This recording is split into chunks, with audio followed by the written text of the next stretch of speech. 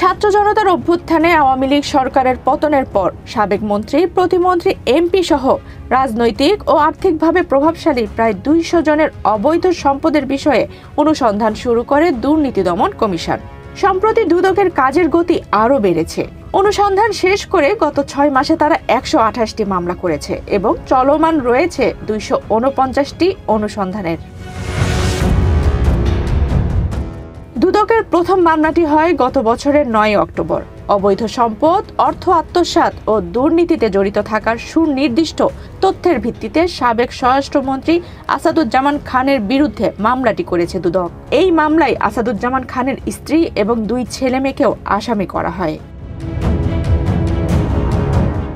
গত ৩০ জানুয়ারি গৃহায়ন ও গণপূর্ত মন্ত্রণালয়ের সাবেক প্রতিমন্ত্রী শরীফ আহমেদের বিরুদ্ধে মামলা হয়।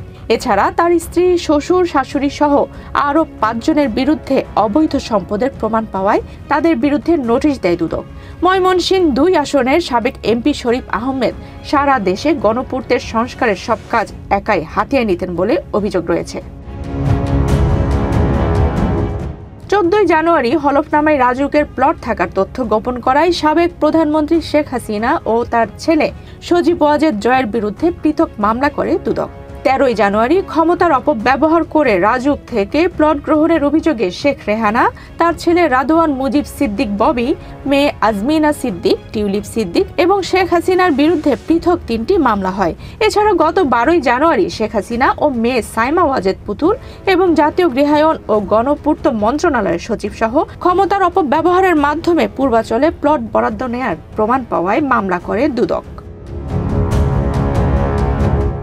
২৭ জানুয়ারি ৩ বিমানবন্দরের ৪ প্রকল্পে ৮১২ কোটি টাকা আত্মসাতের অভিযোগে সাবেক প্রধানমন্ত্রী শেখ হাসিনার সামরিক উপদেষ্টা তারিক আহমেদ সিদ্দিক সহ ১৯ জনের বিরুদ্ধে পৃথক মামলা করে দুদক।